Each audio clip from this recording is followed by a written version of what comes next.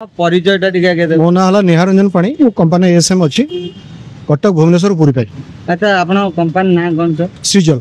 अच्छा ये season company जिंस कोन है जिनस होची एटा पैड पानी जोडा आपण पिउछन मार्केट रे पैड काटी की से पैडर पानी को डिहाइड्रेट करके पाउडर कराई छी यहा पैड पानी रे मिनरल्स मिलुची एतरा से मिनरल्स पाइबे। अच्छा और सेम टू सेम टेस्ट। अच्छा कस्टमर पैड न पी की ये पैकेट पाउच काहे यूज कर काहे यूज करे मार्केट रे पैडर दाम जहार होइनानी से अनुसार पानी आसुनु एटा गोटे पाउच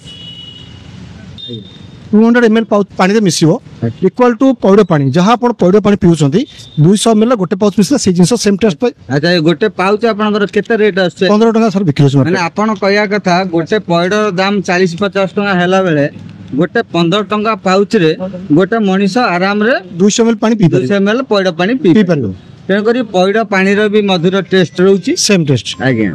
अच्छा आपण तो सकाळु आज स्टार्ट हेलानी केते लोक एमदी पैड पानी पी पाखा पाखी 100 ରୁ 150 लोक पी छलेनी समस्त बार पॉजिटिव आंसर अछि भलो जिंस।